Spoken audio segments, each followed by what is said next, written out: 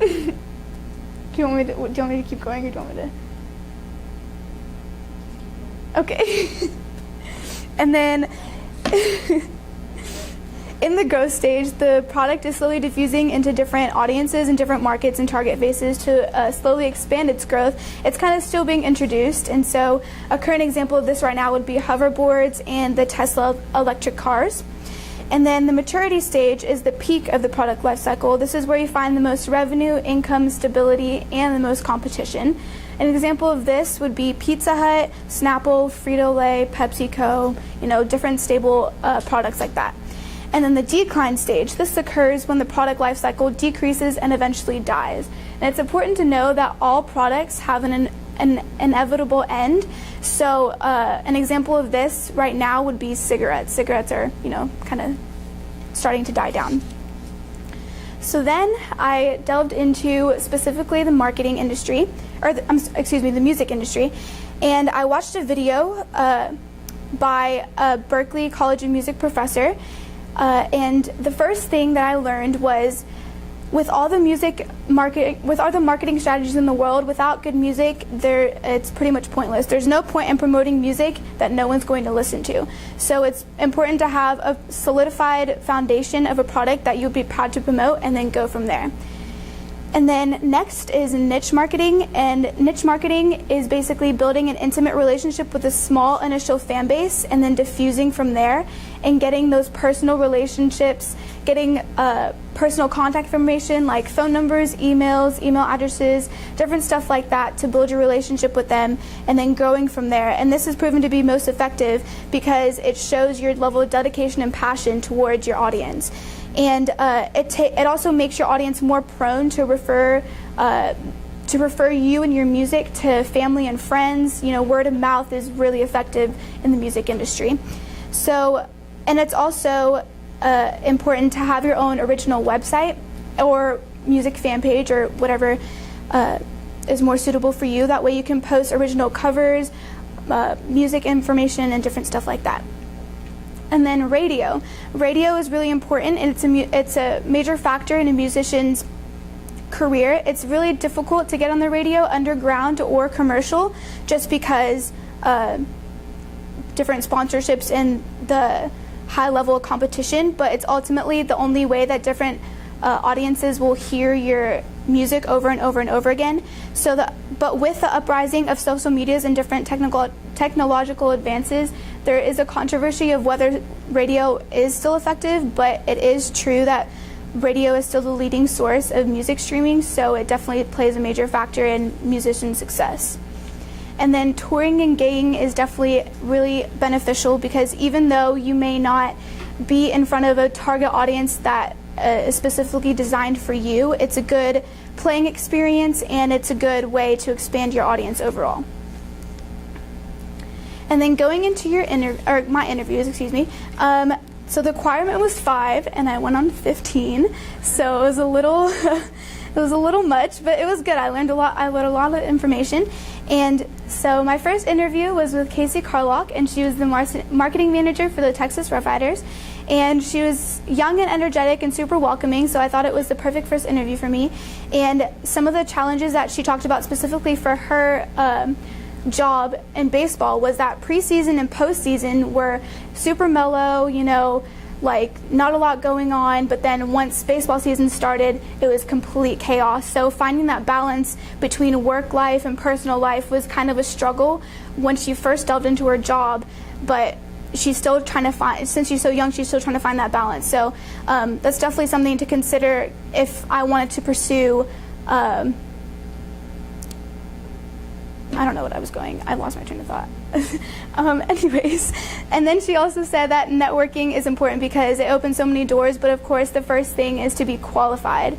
And then, since my dad was first worked with the Pizza Hut headquarters, he was kind enough to refer me to some of his colleagues, and I hate to group them in one category, but if I talked about all of them individually, we'd be here for a while. So I grouped them all. They talked about a lot of the same things, and one of the biggest things they talked about was knowing your product and marketing strategies. Specifically for Pizza Hut, Pizza Hut is a direct market, meaning that whenever they put out a commercial for Pizza Hut, their goal is to get their consumers to automatically pick up the phone and order a pizza. So that's one of the biggest things, knowing your market strategies and to best appeal to your consumer. And also, don't be afraid to collaborate with different people and ask for help, because marketing is a really big component, or teamwork is a really big component in marketing. And then my next interview was with Scott Farber, and he started his own marketing agency. It actually started out as a marketing agency for hospitals, but then coincidentally it turned into a marketing agency for music. And he ended up promoting artists such as Taylor Swift and Shania Twain, and I'm pretty sure he still promotes them, but he doesn't oversee his company anymore. He kind of passed it along. And so traveling was a big part of his job. He would always travel to New York, California, Florida, meeting with big major record labels and kind of deciding different marketing strategies and tactics to best promote different artists. And so, yeah, it was really interesting to learn about his past career. Like I said, he doesn't do this anymore just because he's been doing it for so long. He's a little bit older, so it was really interesting to learn about. And then my next interview was with Scott Erdman, and he was a sales manager for the Dallas Cowboys. And he was more on the sales side, obviously. He talked a lot about working his way from top to bottom. He started off his career, making cold calls, making hundreds of cold calls, to now working with the Dallas Cowboys. So I thought that was really inspirational. And the biggest advice he gave me was taking a lot of different electives in college, maybe that not necessarily pertain to marketing, but taking various classes such as Photoshop, journalism, speech, different stuff to make you comfortable and gain all the general knowledge possible that could not only help in marketing, but in different jobs in general. Also, he said having effective communication skills was a major factor, not only for him in sales, but in marketing in general, to maintain those relationships between his company. And networking is extremely important for him as well. Next, I talked to Lauren Cohen, and she was the marketing director for Tracy Locke, which is a marketing agency, and she gave me a lot of insight about her day-to-day life, which she informed me that was never the same. A marketing professional's day is never average. They're always, running around in meetings or doing different things. And she was kind enough to show me one of her marketing proposals that she was working on and that she completed. And so she talked about the different factors and the different meetings that went into it and the different collaborations that her and her team had to put in just to complete, and all the different deadlines that had to go into it. So it was really interesting to look at and all the hard work that went into it. And then next, I had an email interview with Ross Redmond, and he has his own recording studio and his own band, and he markets his own recording studio and band. And he was a music major in college and a self-taught audio engineer. And so throughout our email interview, we talked a lot about, it was very music-based, so we talked a lot about his different sources of inspiration for music, how he learned the audio engineering software, and what exactly got him motivated to open his own studio. And that's his website if you want to check him out. It's a little promo there. And then next was Carrie Walsh, and she is an extremely experienced, she was the marketing executive for Susan G. Komen, and she is an extremely experienced background. She worked with Frito-Lay, PepsiCo, and Pizza Hut. And she went to Susan G. Komen because she knew she always wanted to work with a nonprofit. And one of the biggest things she emphasized was, yes, networking is important, but you also want to make sure you network with good intentions. You never want to build relationships just for the sole purpose of networking. So that was one of the biggest things we talked about. And then next, my interview was with Linnell Armour, and she does marketing and PR. She kind of jumps around with jobs with different companies. And so me and her clicked right off the bat. We have very similar personalities. She actually went to school for music, and so she, because of her outgoing personality and through networking and just knowing the right people, she landed all of her jobs by chance, and she wasn't necessarily qualified for all of them. So she learned as she went through her jobs.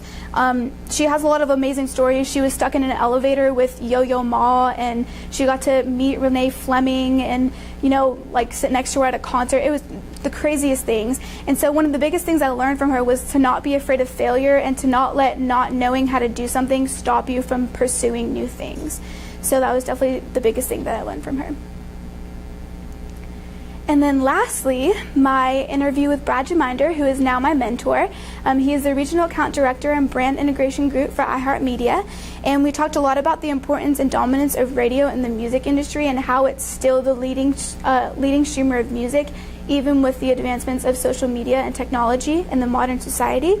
And he was also kind enough to give me a tour of the office building. And so just his warm, welcoming personality and how we clicked automatically made me realize how perfect of a mentor he would be. And also how iHeartMedia was the perfect balance between music and business, which is kind of my motto throughout the ISM journey. So that was all of my interviews. And then going into my original work. So my first thought was, okay, I want to find the balance between music and business. And I thought, okay, record labels. Record labels are important in the music industry, and they're a major factor. And I was like, okay, record labels want an artist who will make them money. So then I thought, this could be cool. How could I make a record label potentially sign me? So then I decided to come up with a marketing proposal detailing a 6-month to 1-year plan or timeline for my company and product, Laura Veris Music.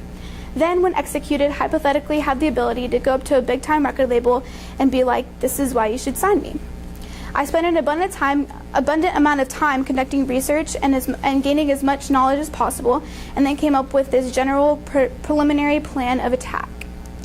And so the plan of attack is post 2 weekly covers, 2 go on gigs, build a website, and then drop a single. And so there's a little excerpt that I wanted to read from my proposal.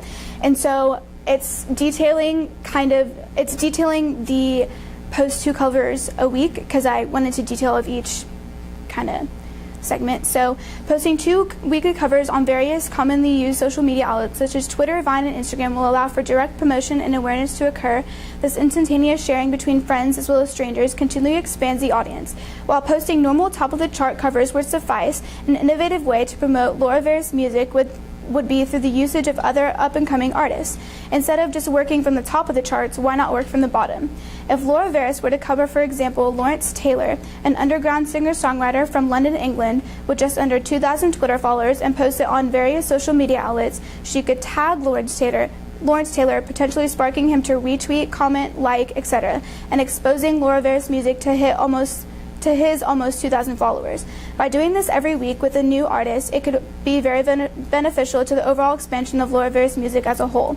Since there is room for error, for example, some of the artists may not acknowledge the cover as reacted, or as expected, or react as expected. The other weekly cover will consist of a more well-known song that the audience can relate to. This way, the audio that is more well-known will have more of an intimate impact on the audience and make up for any slack the first video provides. Of course, the schedule has potential to vary due to lack of content, surplus of content, etc. This is forecasted to be successful over a 6-month to 1-year period if kept consistent.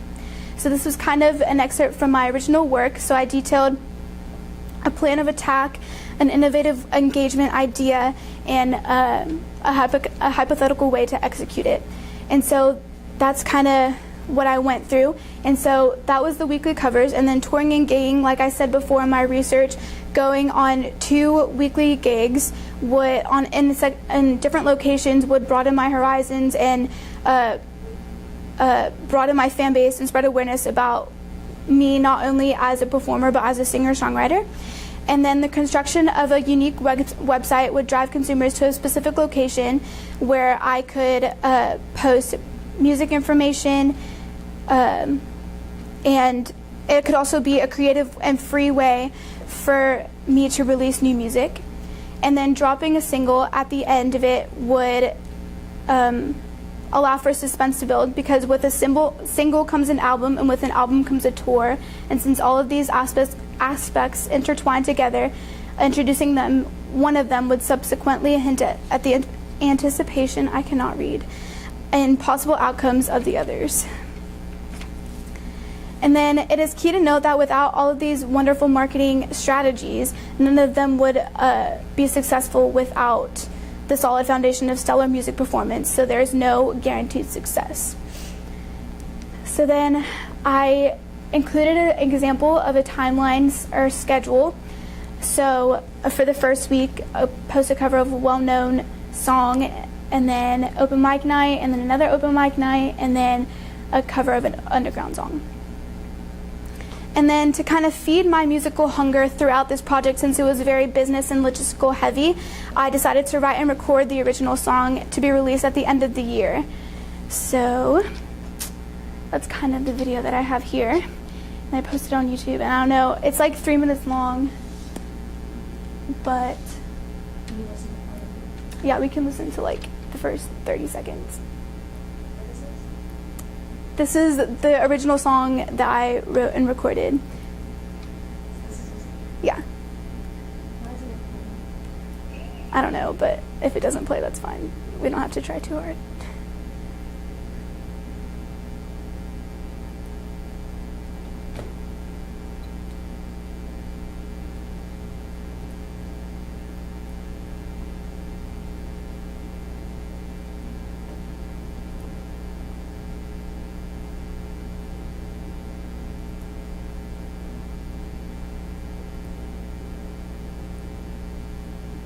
That's okay. I mean, it worked on mine, but... I can hear the buzzing, but it's not playing. What does that mean, this video is not on?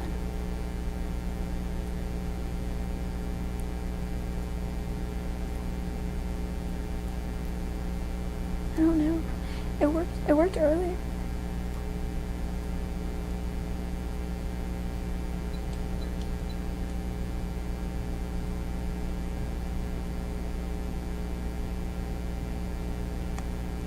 I don't know. Okay. Okay, so yeah, ISM has been a great experience so far, and I wouldn't trade it for the world. While the workload may be abundant at times and a little bit stressful, it's ultimately been beneficial and worthwhile. I want to thank you all for being here, and I look forward to the rest of my ISM journey. Anything to stop that?